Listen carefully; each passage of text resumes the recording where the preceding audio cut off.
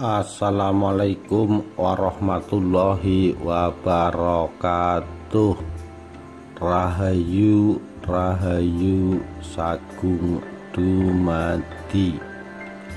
Awal mula berdirinya Majapahit, ditulis oleh Lanang Dewan, Selasa 29 Maret 2011.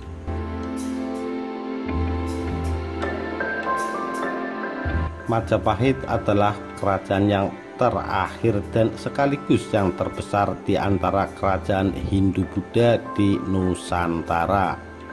Didahului oleh kerajaan Sriwijaya yang beribukotakan Palembang di Pulau Sumatera. Kerajaan ini dirintis oleh Raden Wijaya yang merupakan keturunan keempat dari Ken Arok dan Ken Dedes.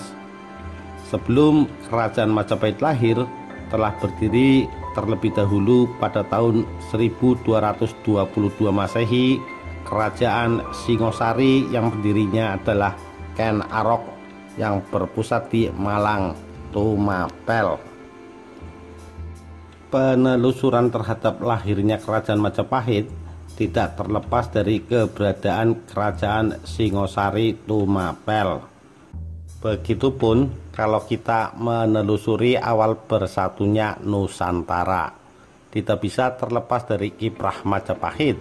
Artinya keberadaan Singosari, Majapahit, dan Nusantara adalah suatu yang bersifat integral dan tidak terpisahkan satu sama lain. Dalam sejarah bangsa Indonesia, Majapahit memanglah hanya satu di antara banyak kerajaan yang pernah berkembang di dalam tubuh bangsa persatuan yang kini disebut Indonesia. Walaupun demikian, sejarahnya patut disimak dengan cermat karena kelebihannya. Cakupan teritorialnya yang paling ekstensif, durasinya yang cukup panjang, serta pencapaian budayanya yang cukup bermakna. Diawali dengan rintisan di masa Singosari, yaitu masa pra-Majapahit yang mempunyai kesinambungan dinastik dengan masa Majapahit. Perluasan wilayah dilanjutkan dengan mencakup daerah-daerah yang lebih luas. Pada masa Singasari, negara-negara yang disatukan di bawah koordinasi kewenangan Singasari adalah Madura, Lamajang, Kediri, Wurawan, Morono, Hering, dan Lawa. Semua mengacu pada daerah-daerah di Pulau Jawa Timur dan Madura. Untuk lebih jelasnya, sebelum mengerti sejarah Majapahit, akan diuraikan terlebih dahulu sejarah berdirinya kerajaan Singasari yang merupakan cikal bakal berdirinya kerajaan Majapahit. Sejarah berdirinya Majapahit dimulai dari perintah dari Raja Singasari, yaitu Kertanegara, yang memerintahkan Raden Wijaya untuk menghalau serangan tentara Kadiri di desa Memeling. Raden Wijaya di desa Mameling berhasil menumpas musuh. Dengan puas, tentara Singosari kembali menuju ibu kota. Betapa terkejutnya mereka ketika sampai di perbatasan sorak-sorai tentara musuh yang telah berhasil merusak keraton Singasari. Raja Sri Kertanegara gugur. Kerajaan Singosari berada di bawah kekuasaan Raja Jayakatwang dari Kadiri. Raden Wijaya berusaha menyelamatkan apa yang masih mungkin bisa diselamatkan. Mereka dengan gagah berani menyerbu ke dalam istana. Namun karena jumlah tentara Kediri yang begitu banyak, maka usaha tersebut tidak berhasil. Raden Wijaya kemudian dikepung oleh Patih Daha Kebo Mundarang, sehingga akhirnya memutuskan untuk mengundurkan diri. Raden Wijaya dengan pengikutnya Lembu Sora, Gajah Pangon, Medang Dangil, Malu Sawagal, Nambi, Banyak Kapuk, Kebok Kepetengan, Wirota Wiragati, dan Pamandana lari melewati sawah yang baru dibajak. Ketika hampir tertangkap oleh Patih Mundarang, Raden Wijaya memancal tanah bacakan sehingga jatuh di dada dan dahi Ki Patih. Raden Wijaya pun berhasil lolos dari kejaran musuh. Setelah beristirahat sejenak, Raden Wijaya kemudian membagi-bagikan celana geringsing kepada pengikut-pengikutnya. Tiap orang sehelai dan diperintahkan ngamuk. Pada waktu menjelang malam ketika tentara Kediri sedang berpesta pora, Raden Wijaya dan para pengikutnya kembali lagi masuk ke dalam keraton Singosari. Putri Kertanegara yang bungsu yaitu Gayatri ditawan oleh Munduh dan dibawa ke Kediri, sedangkan putri yang sulung yaitu Tribuaneswari berhasil diselamatkan oleh Raden Wijaya. Atas nasihat Lembu Sora, Raden Wijaya bersama putri dan para pengikutnya kemudian mundur keluar kota menuju arah utara, karena tidak ada gunanya melanjutkan perang yang pasti akan membawa kekalahan, karena jumlah tentara Kediri jauh lebih besar. Pengikut Raden Wijaya masih ada kira-kira 600 orang. Paginya ia bertemu lagi dengan musuh. Banyak prajurit yang putus asa dan meninggalkannya, hingga pengikutnya tinggal sedikit. Maka Raden Wijaya bermaksud meneruskan perjalanan menuju ke Terung untuk minta bantuan kepada Akuwu Terung, Wuru Agraja, yang diangkat sebagai Akuwu oleh Mendiang Sri Kertanegara, dengan harapan memperoleh bantuan untuk mengumpulkan orang di sebelah timur dan di timur Laut Terung. Maka pengikut Raden Wijaya menjadi gembira, dan pada malam harinya mereka berangkat ke barat melalui Kulawan yang telah dijadikan benteng oleh musuh, di mana ia menjumpai musuh yang besar jumlahnya.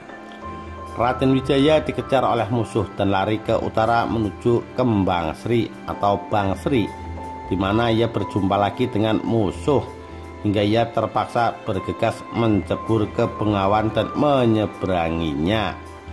Di sungai ini banyak prajuritnya yang tewas terkena tombak musuh. Banyak yang lari mencari hidup sendiri-sendiri. Sesampainya di seberang sungai, pengikut Raden Wijaya tinggal 12 orang.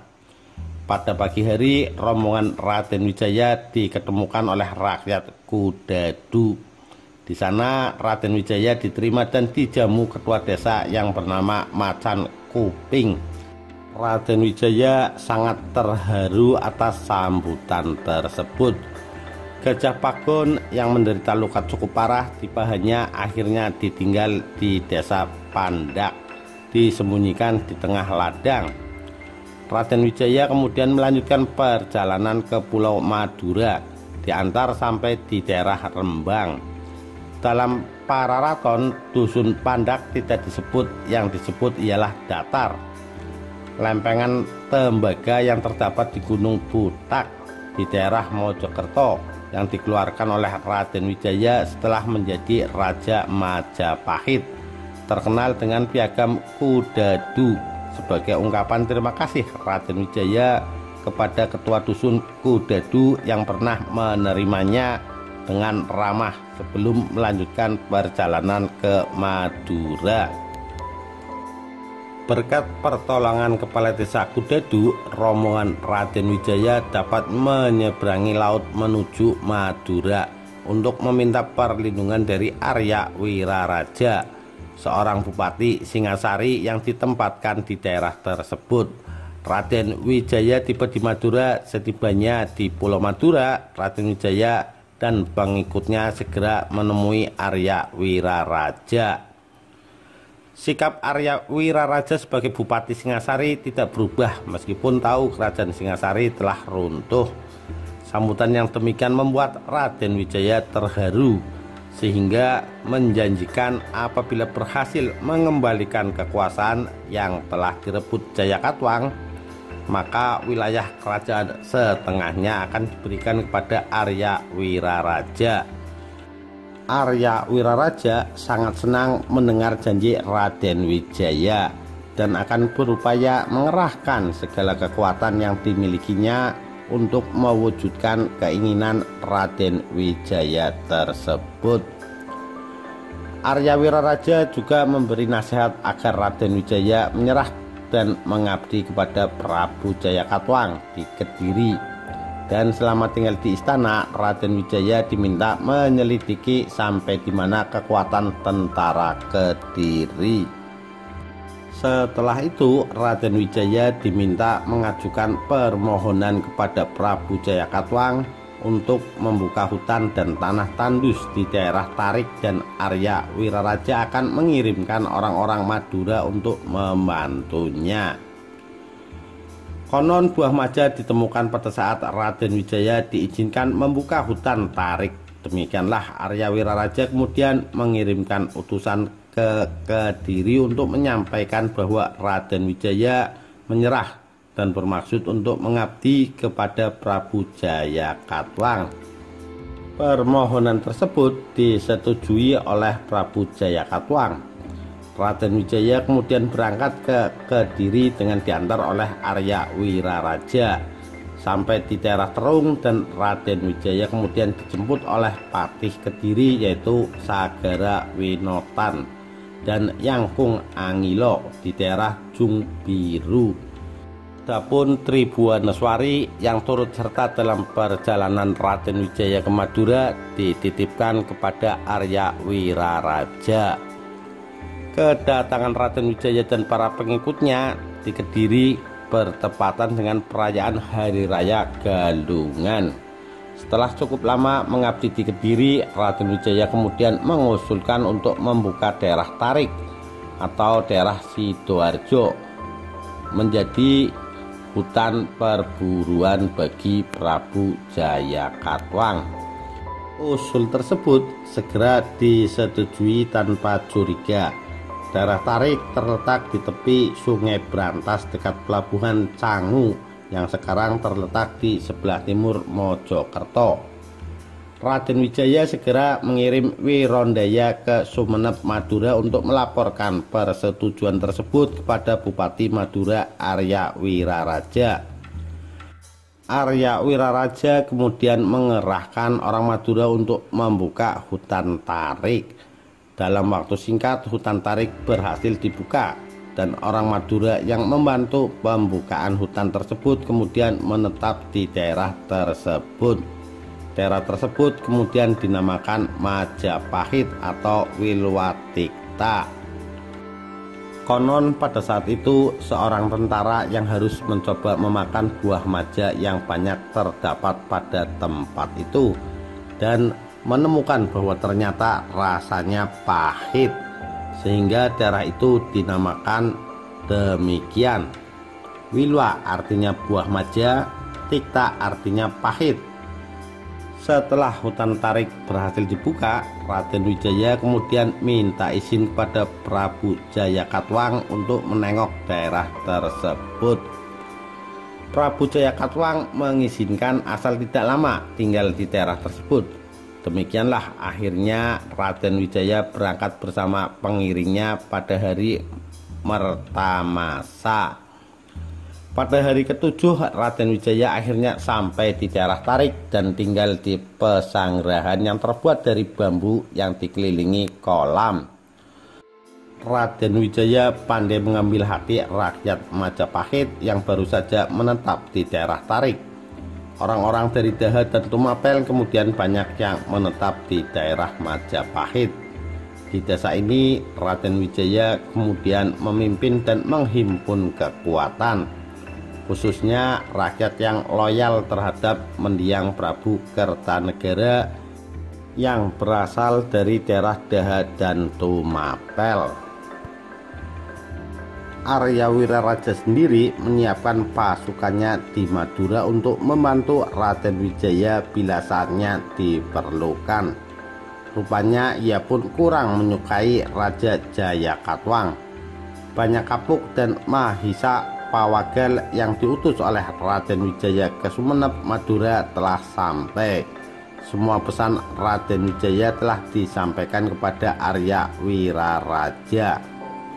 Ketika mereka akan kembali, putra Arya Wiraraja yang bertempat di Dusun Tanjung di sebelah barat Madura dikirim ke Majapahit membawa pesan ayahnya bahwa Arya Wiraraja belum bisa datang ke Majapahit dan Arya Wiraraja akan secepatnya mengirim utusan ke Tiongkok untuk minta bantuan tentara Tartar. Banyak Kapuk dan Mahisa Pawagel akhirnya pulang ke Majapahit mengiringi putri Tribuaneswari dan putra Arya Wiraraja yaitu Ronggolawe. Nama Ronggolawe adalah pemberian Raden Wijaya kepada putra Arya Wiraraja tersebut karena ketegasan tindak tanduknya, yaitu pada saat pertama kali bertemu Raden Wijaya. Raden Wijaya telah lama meninggalkan Kediri. Akhirnya pada bulan Waisaka datang utusan dari Prabu Jayakatwang yang bernama Sagara Winotan yang meminta kepada Raden Wijaya untuk balik ke Kediri karena Prabu Jayakatwang akan melaksanakan perburuan di daerah baru tersebut. Pada saat Sagara Winotan ada di Majapahit, datanglah Ronggolawe dengan kuda-kuda perangnya dari Madura. Kuda-kuda tersebut kemudian diturunkan dari atas kapal. Sagara Winotan terheran-heran melihatnya. Untuk menghindari kecurigaan dari utusan Kediri tersebut, Raden Wijaya kemudian menjelaskan bahwa kuda-kuda tersebut akan dipergunakan untuk persiapan berburu Prabu Jayakatwang.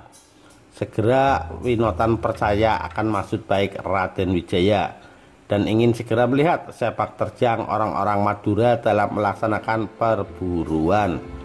Namun perkataan Sagara Winotan tanpa disadari telah menyinggung hati Ronggolawe sehingga menyahut, apa bedanya tindak tanduk petani Madura dengan orang Daha? Segera engkau akan mengetahui kemampuan orang Madura. Raden Wijaya terkejut mendengar teriakan lantang Ronggolawe. Kalau hal tersebut dibiarkan, maka akan terjadi perselisihan di antara kedua orang tersebut dan apa yang telah dirahasiakan selama ini akan terbongkar. Untuk menenangkan suasana, Ken Sora kemudian mengajak Ronggolawe untuk mengawasi penurunan kuda-kuda dari kapal. Sagara Winotan yang terkejut dengan teriakan Ronggolawe segera menanyakan siapakah gerangan orang tersebut. Raden Wijaya menjelaskan bahwa orang tersebut adalah kemenakan Ken Sora dari Tanjung sebelah barat Madura. Ucapannya kasar karena dia adalah petani bentil. Karena itu janganlah terlalu diambil hati. Segera Winoto kemudian kembali ke Daha. Kuda yang dibawa oleh Ronggolawe dari Madura berjumlah 27 ekor. Kemudian dibagikan kepada para pemimpin pasukan. Sagara Winotan telah kembali ke kerajaan Kediri, kemudian melaporkan ke hadapan Prabu Jayakatwang persiapan berburu yang telah dilakukan oleh Raden Wijaya tanpa mengetahui keadaan yang sebenarnya. Maklumlah, selama di daerah Tarik, Sagara Winotan hanya diterima di daerah Warasaba dan tidak diberi kesempatan untuk melihat keadaan kota. Raden Wijaya sangat pintar untuk menerima tamunya, sedemikian rupa sehingga Sagara Winotan tidak mengetahui persiapan perang yang sedang direncanakan oleh Raden Wijaya.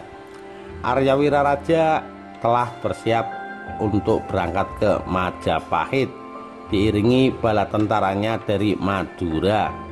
Kedatangannya dengan perahu sampai di Canggu disambut oleh Raden Wijaya dan ditempatkan di pesanggrahan yang telah dipersiapkan untuknya.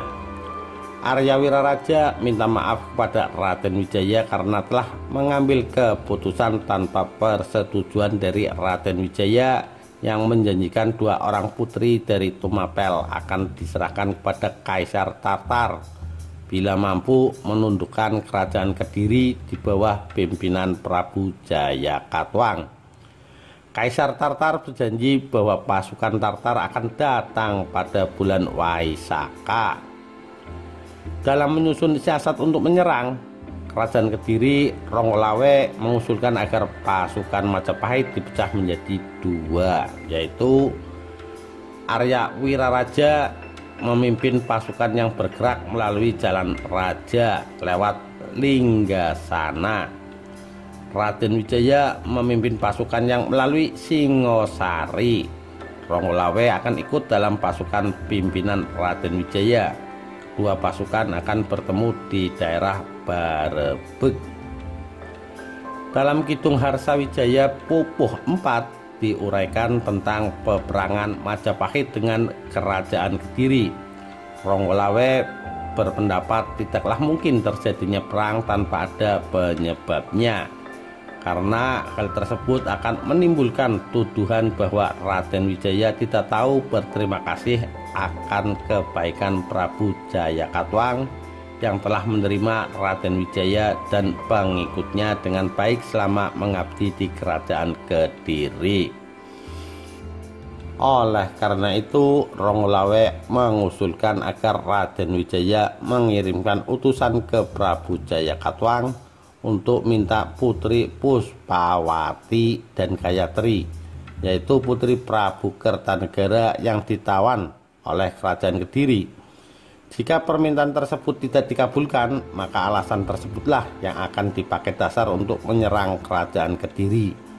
Kensora, Gajah Pagon, dan Lembu Betang lebih cenderung untuk memberontak begitu saja, karena bukan tidak mungkin Prabu Jayakatwang akan meluluskan permintaan Raden Wijaya tersebut. Nambi mengusulkan agar tentara Majapahit berusaha memikat menteri-menteri kerajaan Daha sehingga ikut membantu pemberontakan terhadap pemerintahan Prabu Jayakatwang. Usul tersebut ditolak oleh Podang yang mendapat dukungan dari Panji Amarajaya, Jaran Waha, Kebo Bungalan, dan Ronggolawe. Karena pendapat yang berbeda-beda tersebut, akhirnya mereka semua minta pendapat dari Arya Wiraraja. Karena telah terbukti Arya Wiraraja pandai memberi nasihat kepada Raden Wijaya. Arya Wiraraja memberi nasihat agar Raden Wijaya bersabar menunggu kedatangan pasukan dari Tartar sebulan lagi. Akhirnya pada tanggal 1 Maret 1293, 20.000 pasukan Mongol mendarat di Jawa di sebelah barat Canggu dan langsung membuat benteng pertahanan di Lembah Jenggala. Disebutkan bahwa utusan yang dikirim ke Jawa terdiri dari 3 orang pejabat tinggi kerajaan, yaitu Sihpi, Ikemes, dan Kao Sing. Hanya Kao Sing yang berdarah Cina, sedangkan 2 lainnya adalah orang Mongol. Mereka diberangkatkan dari Fujian membawa 20.000 pasukan dan 1.000 kapal. Kublai Khan membekali pasukan ini untuk pelayaran selama 1 tahun serta biaya sebesar 40.000 batang perak. Sihpi dan Ikemes mengumpulkan pasukan dari 3 provinsi, Fukin, Kiangsi, dan Hukuang. Sedangkan Kao Sing bertanggung jawab untuk menyiapkan perbekalan dan kapal. Pasukan besar ini berangkat dari pelabuhan Cuanco dan tiba di Pulau Belitung sekitar bulan Januari tahun 1293. Di sini mereka mempersiapkan penyerangan ke Jawa selama lebih kurang 1 bulan. Kekuatan Satuan Tugas Ekspedisi Tartar armada tugas berkekuatan 1.000 kapal dengan perbekalan cukup untuk 1 tahun. Gubernur Fukin diperintahkan oleh Kubilai Han untuk menghimpun pasukan berkekuatan 20.000 dari provinsi-provinsi Fukin, Jiangxi, dan Hukuang. 3 provinsi ini berada di Cina Selatan. Fukin berbatasan dengan Laut Selat Taiwan. Pasukan ini dikumpulkan di pelabuhan provinsi Fukin bernama Quanzhou, dari mana armada diberangkatkan. Jadi pasukan yang dikumpulkan dari 3 provinsi adalah terdiri dari orang Cina. Sebagai pemimpin umum ditunjuk Xi Pi dan Ikemes dan Cao Xiang sebagai pembantu-pembantunya. Dari namanya dapat diperkirakan Xi Pi dan Ikemes adalah berasal dari Mongolia atau Tartar asli, sedang Cao Xiang adalah Cina. Pasukan Tartar yang menyerbu ke Eropa terkenal karena pasukan kudanya. Jadi dapat diperkirakan pasukan kavaleri yang ikut ke Jawa ini terdiri atas orang-orang Tartar. Selain dari 3 provinsi di atas, disebut pula adanya beberapa kesatuan yang dikumpulkan di Qingyuan, sekarang Ningpo, di sebelah selatan Shanghai. Xi Pi dan Ikemes lewat daratan. Dengan pasukan itu berjalan dari sini menuju Quanzhou, sedangkan Cao Xiang mengangkut perbekalan dengan kapal. Jadi diperkirakan pasukan yang berkumpul di Ningpo ini adalah kesatuan-kesatuan berkuda atau kavaleri yang disebut dalam laporan Xi Pi berkekuatan 5.000 orang. Kiranya terdiri dari orang-orang Tartar, maka dapat diperkirakan ekspedisi yang berkekuatan 20.000 orang ini terbagi dalam infanteri 15.000 orang. Dalam kronik Cina itu tidak disebut berapa besar jumlah awak kapal yang 1.000 buah itu. Kalau tiap kapal berawak kapal 10 orang, maka keseluruhannya akan berjumlah 10.000 orang pelaut. Jadi seluruh ekspedisi ini berkekuatan 1.000 kapal, kira-kira 30.000 prajurit dan 5.000 kuda. Sesampainya di Tuban, ekspedisi tersebut 1/2 dari kekuatan tempur didaratkan di sini dan menuju Pacekan lewat darat. Bagian yang lewat darat ini dipimpin oleh Cao Xiang, terdiri atas kavaleri dan infanteri, sedang seorang Commander of the Thousand memimpin pasukan pelopor. Xi Pi dengan 1/2 bagian lainnya menuju ujung Galuh lewat laut membawa perbekalan armada dipimpin oleh Ikemes. Kiranya bagian yang dengan kapal ini adalah kesatuan-kesatuan bantuan dan senjata bantuan, kesatuan perbekalan dan kesatuan senjata berat pelempar peluru. Mengingat keadaan medan di Jawa diperkirakan banyak terdiri dari rawa-rawa, maka senjata berat ini akan selalu disiapkan di kapal saja. Bagian terbesar dari ekspedisi ini adalah kesatuan infanteri, maka dapat diperkirakan seluruh kekuatan ekspedisi terbagi atas kesatuan kavaleri 5.000 orang. Kesatuan infanteri kira-kira 10.000 orang dan kesatuan bantuan kira-kira 5.000 orang yang dapat dipakai sebagai bantuan cadangan. Perjalanan menuju Pulau Belitung yang memakan waktu beberapa minggu melemahkan bala tentara Mongol karena harus melewati laut dengan ombak yang cukup besar. Banyak prajurit yang sakit karena tidak terbiasa melakukan pelayaran. Di Belitung mereka menebang pohon dan membuat perahu. berukuran lebih kecil untuk masuk ke sungai-sungai di Jawa yang sempit sambil memperbaiki kapal-kapal mereka yang telah berlayar mengarungi laut cukup jauh. Penyerangan kerajaan Kediri pada bulan kedua tahun itu, Ikemes bersama pejabat yang menangani wilayah Jawa dan 500 orang menggunakan 10 kapal berangkat menuju ke Jawa untuk membuka jalan bagi bala tentara Mongol yang dipimpin oleh Sihbi. Ketika berada di Tuban, mereka mendengar bahwa Raja Kertanegara telah tewas dibunuh oleh Jayakatwang, yang kemudian mengangkat dirinya sebagai Raja Singasari. Oleh karena perintah Kublai Khan adalah menundukkan Jawa dan memaksa raja, maka siapapun orangnya untuk mengakui kekuasaan bangsa Mongol, maka rencana menjatuhkan Jawa tetap dilaksanakan. Sebelum menyusul ke Tuban, orang-orang Mongol kembali berhenti di Pulau Karimun Jawa untuk bersiap-siap memasuki wilayah Singasari. Setelah berkumpul kembali di Tuban dengan bala tentara Mongol, Ikemes mengetahui kalau Kertanegara memiliki ahli waris bernama Raden Wijaya. Ia pun mengirim utusan menemui Raden Wijaya yang berkampung di Majapahit. Raden Wijaya bersedia menyerah dan tunduk pada Mongol asalkan terlebih dahulu dibantu mengalahkan Jayakatwang, Raja Kediri. Ikemes kemudian diundang ke desa Majapahit. Diputuskan bahwa Ikemes akan membawa setengah dari pasukan, kira-kira 10.000 orang, berjalan kaki menuju Singasari.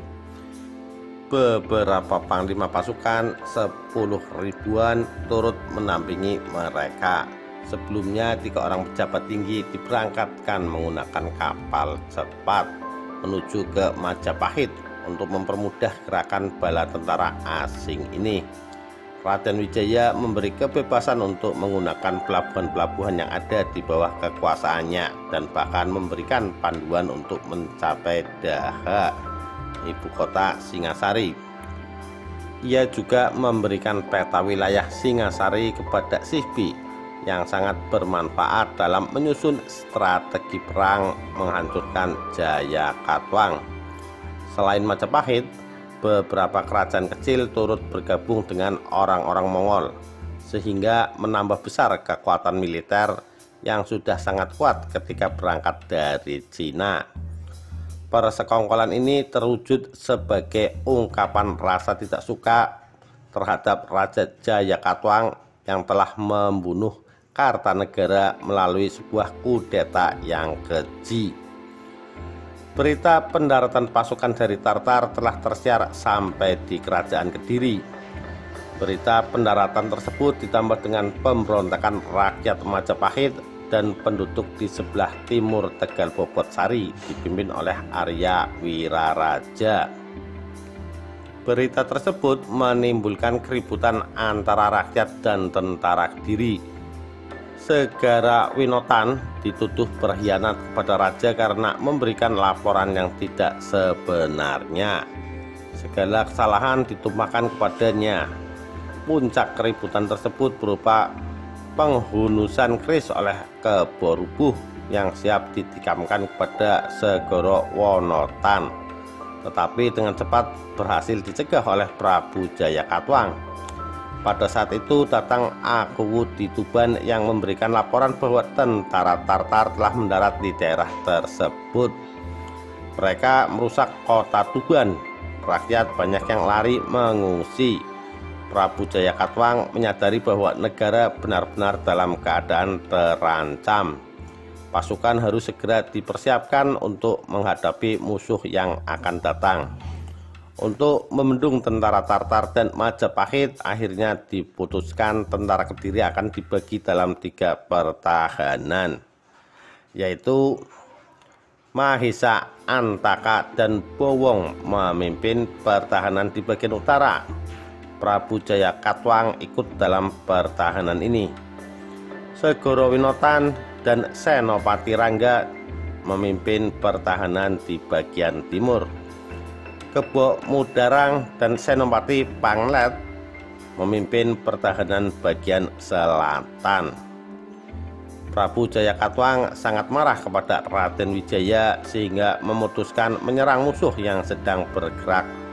Tentara Kediri menyerang Majapahit dari 3 jurusan, yaitu front utara dipimpin oleh para adipati dan anjuru, front selatan dipimpin oleh Menteri Araraman, dan front timur dipimpin oleh prajurit yang langsung berhadapan dengan pasukan dari Majapahit. Namun semuanya dapat dipukul mundur oleh pasukan Majapahit dan Mongol. Pada bulan ketiga tahun 1293, setelah seluruh pasukan berkumpul di mulut Sungai Kalimas, penyerbuan ke kerajaan Kediri mulai dilancarkan. Kekuatan kerajaan Kediri di sungai tersebut dapat dilumpuhkan. Lebih dari 100 kapal berdekorasi kepala raksasa dapat disita karena seluruh prajurit dan pejabat yang mempertahankannya melarikan diri untuk bergabung dengan pasukan induknya. Peperangan besar baru terjadi pada hari ke-15 bila dihitung semenjak pasukan Mongol mendarat dan membangun kekuatan di Muara Kalimas, di mana bala tentara gabungan Mongol dengan Raden Wijaya berhasil mengalahkan pasukan Kediri. Kekalahan ini menyebabkan sisa pasukan kembali melarikan diri untuk berkumpul di Daha, ibu kota Kediri. Pasukan Ikemes, Kao Hyang, dan Raden Wijaya melakukan pengejaran dan berhasil memasuki Daha beberapa hari kemudian. Pada hari ke-19 terjadi peperangan yang sangat menentukan bagi kerajaan Kediri. Ikemes menyerang dari timur, Kao Hyang dari barat, Sihpi menyusuri sungai, sedangkan pasukan Raden Wijaya sebagai barisan belakang. Perang meletus tanggal 20 Maret 1293 pagi hari. Kota Daha dikempur 3 kali. Meskipun sudah dijaga 100.000 orang prajurit, gabungan pasukan Cina dan Raden Wijaya berhasil membinasakan 5.000 tentara Daha. Dalam Kidung Panji Wijayakarma, Pupuh 7 Segoro Winotan berhadapan dengan Ronggolawe di pertahanan bagian timur. Ronggolawe mengendarai kuda Andawesi berhasil melompat ke dalam kereta Segoro Winotan. Dalam pertempuran di atas kereta tersebut, Ronggolawe berhasil memotong leher Segoro Winotan sampai tewas.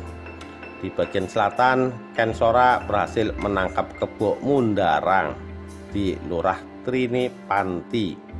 Kebo Mundarang yang sudah tidak berdaya berjanji untuk menyerahkan anak perempuannya kepada Kensora. Namun Kensora tidak sudi mendengarnya. Dalam peperangan ini dikatakan bahwa pasukan Mongol menggunakan meriam yang pada zaman itu masih tergolong langka di dunia. Terjadi 3 kali pertempuran besar antara kedua kekuatan yang berseteru ini di keempat arah kota dan dimenangkan oleh pihak para penyerbu. Pasukan Kediri terpecah 2, sebagian menuju sungai dan tenggelam di sana karena dihadang oleh orang-orang Mongol.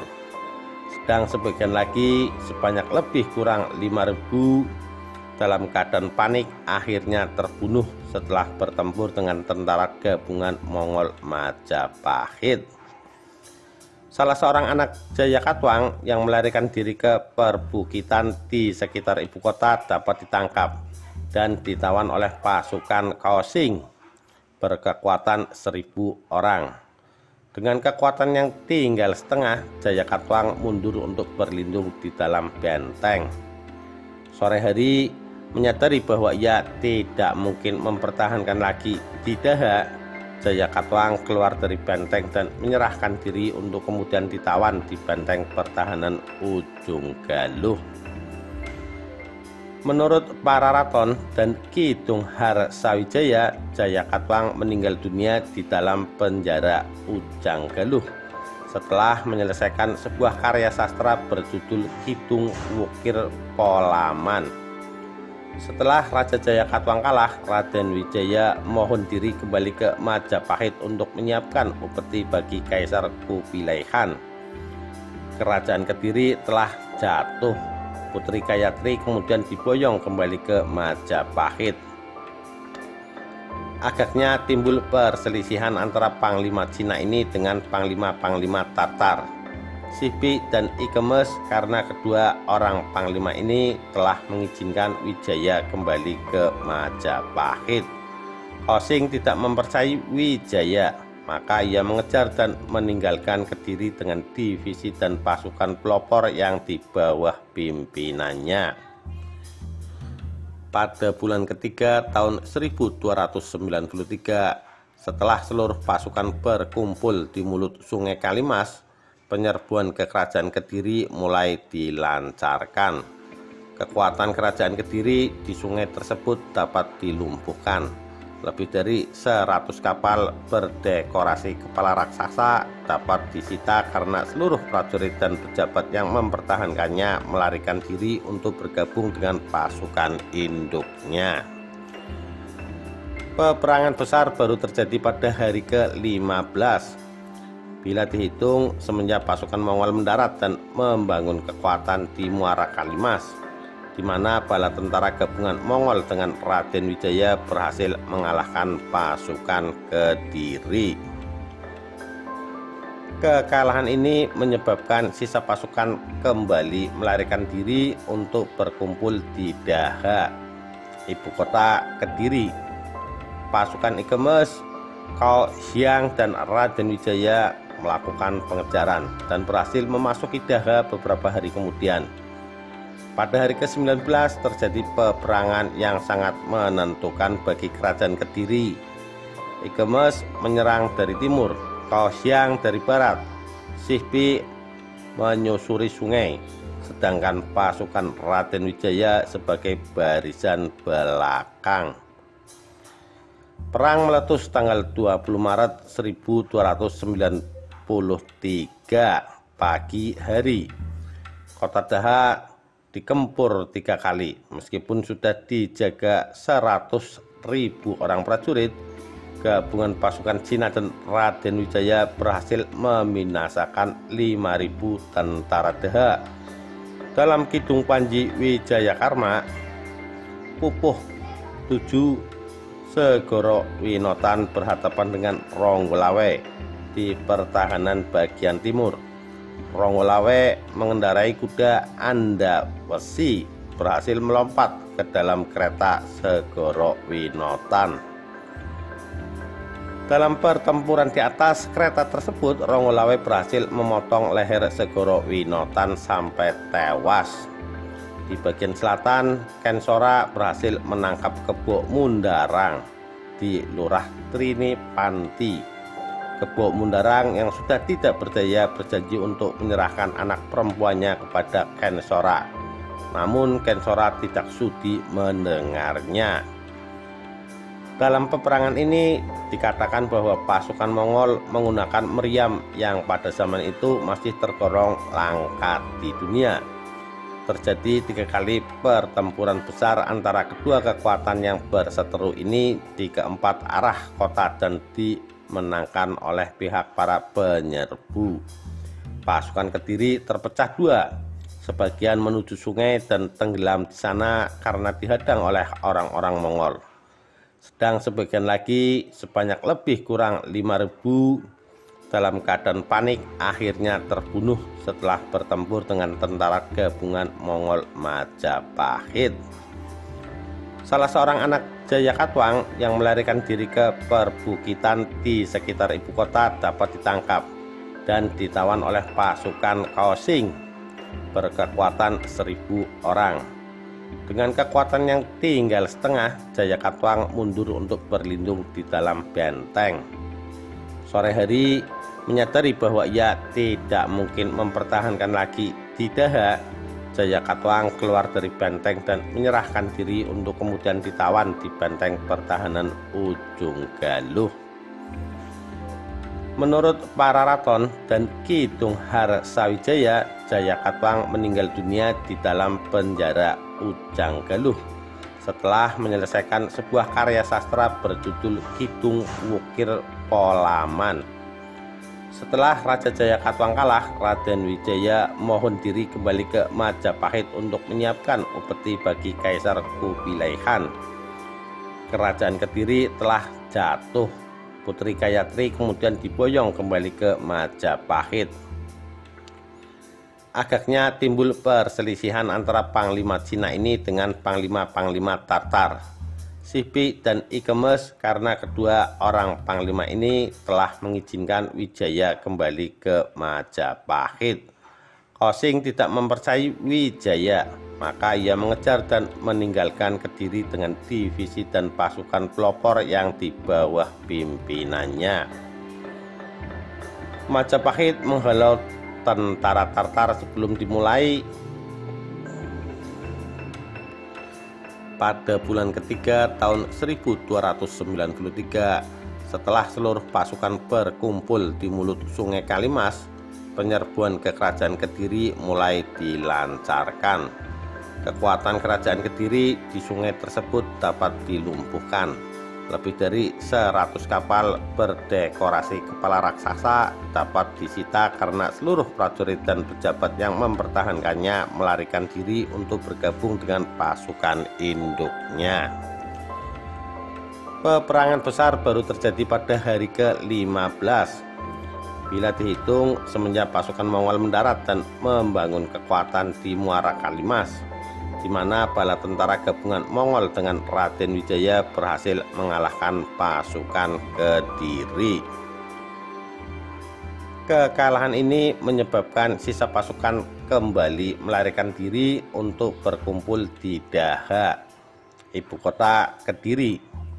Pasukan Ikemes, Kao Xiang dan Raden Wijaya melakukan pengejaran dan berhasil memasuki Daha beberapa hari kemudian. Pada hari ke-19 terjadi peperangan yang sangat menentukan bagi kerajaan Kediri.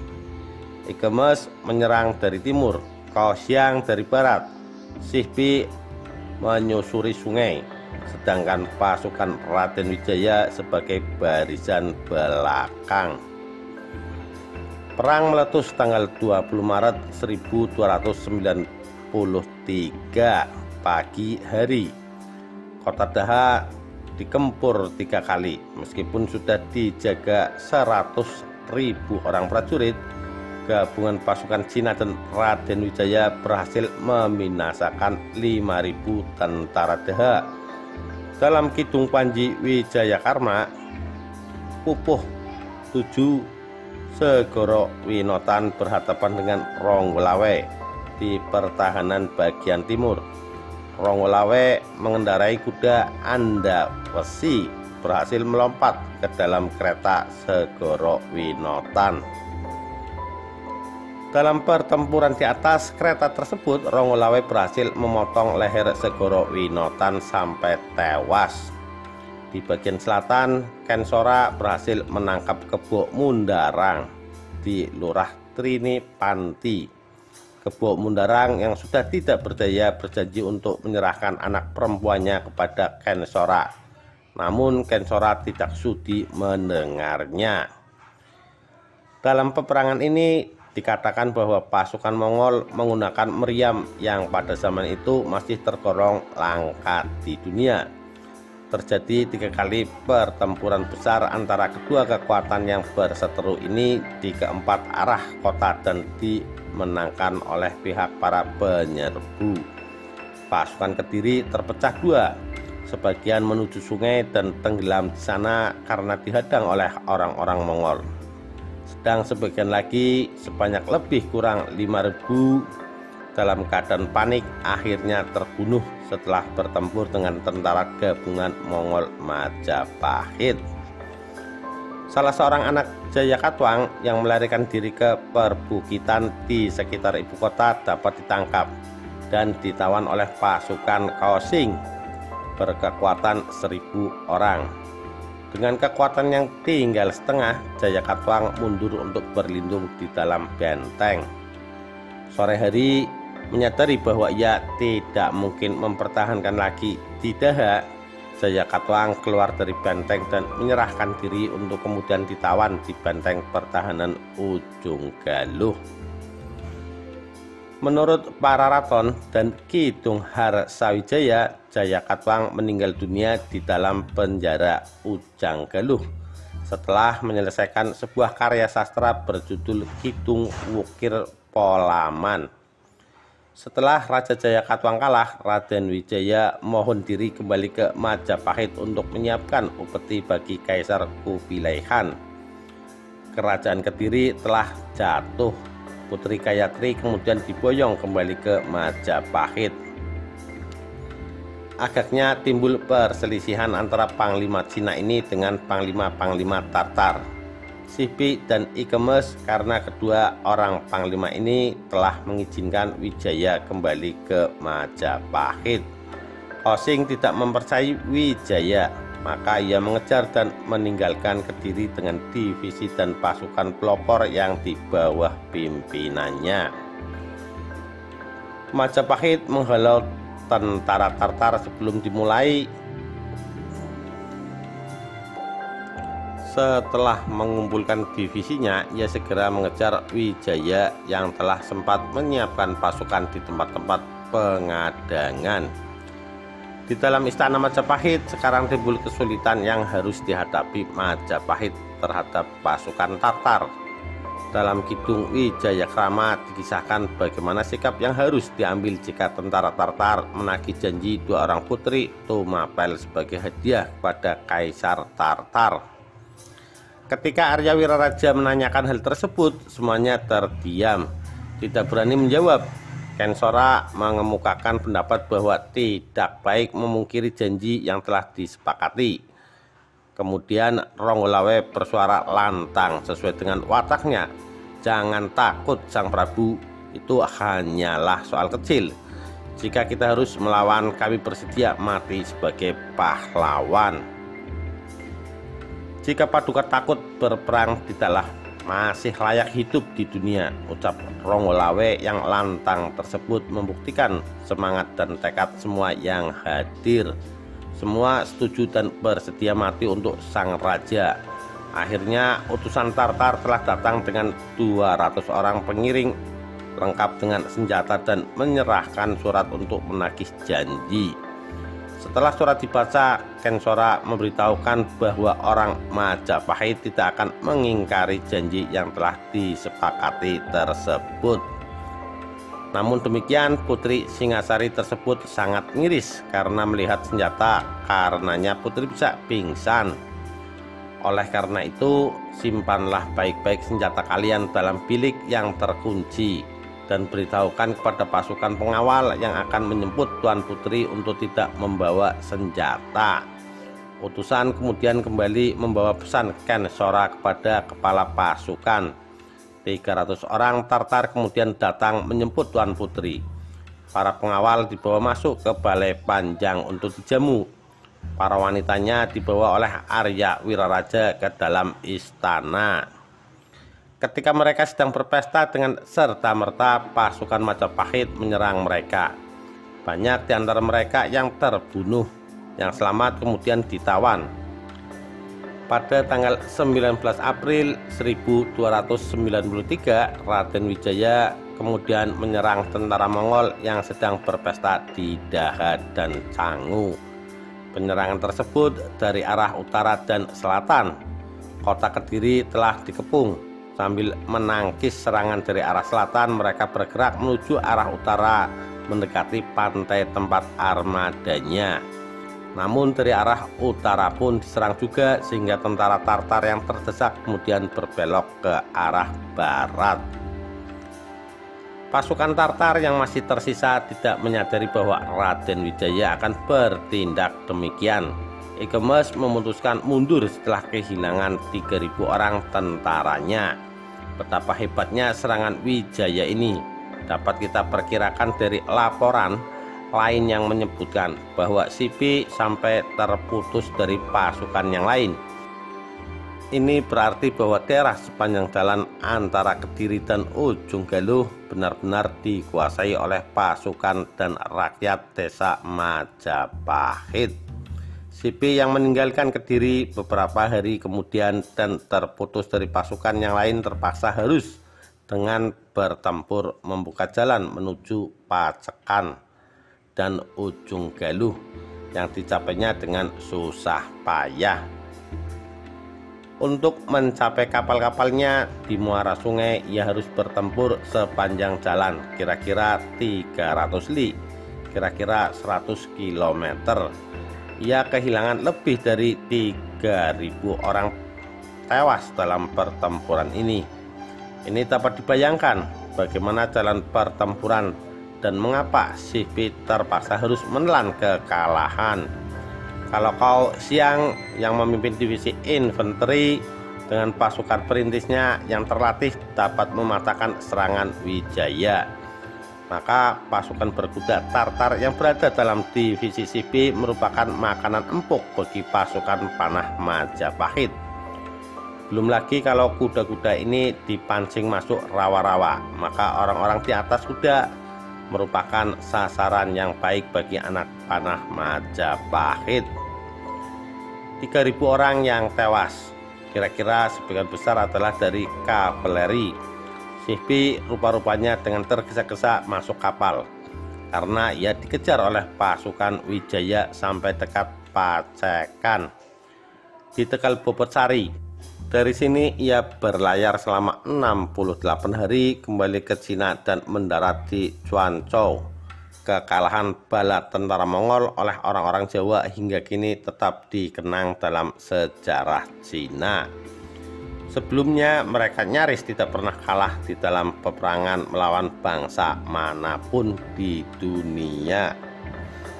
Selain di Jawa, pasukan Kublai Han juga pernah hancur saat akan menyerbu daratan Jepang. Akan tetapi kehancuran ini bukan disebabkan oleh kekuatan militer bangsa Jepang, melainkan oleh terpaan badai sangat kencang yang memporak-porandakan armada kapal kerajaan dan membunuh hampir seluruh prajurit di atasnya. Ekspedisi Tartar meninggalkan Pulau Jawa. Setelah para panglima kembali berkumpul di Ujung Galuh, maka dalam perundingan diputuskan untuk kembali saja karena tugas menghukum Raja Jawa telah selesai dan tidak ada gunanya untuk meneruskan pertempuran karena mereka tak mengenal keadaan medan. Mereka dapat terpancing masuk rawa-rawa di mana mereka tak bisa bergerak dan dengan mudah diserang oleh orang-orang Majapahit. Kiranya selain itu mereka juga memperhitungkan keadaan angin yang pada akhir bulan Mei biasanya sudah mulai meniup ke barat atau angin timur dengan tetap. Selama kira-kira 3 bulan untuk bisa cepat sampai di Cina, mereka harus segera berangkat. Kalau mereka tidak ingin menjumpai rintangan berupa taufan atau angin yang tidak menentu, maka mereka dapat sampai di Cuancou setelah 68 hari meninggalkan Jawa. Juga kemungkinan kejangkitan wabah beberapa perhitungan. Kalau mereka lebih lama berada di rawa-rawa di muara sungai ini, dikhawatirkan akan bertambahnya korban disebabkan oleh malaria dan penyakit lain. Akhirnya cita-cita Raden Wijaya untuk menjatuhkan Dahat dan membalas sakit hatinya kepada Jayakatwang dapat diwujudkan dengan memanfaatkan tentara Tartar. Raden Wijaya kemudian memproklamirkan berdirinya sebuah kerajaan baru yang dinamakan Majapahit. Sekian, terima kasih. Wassalamualaikum warahmatullahi wabarakatuh. Rahayu, Rahayu Sagung Dumadi.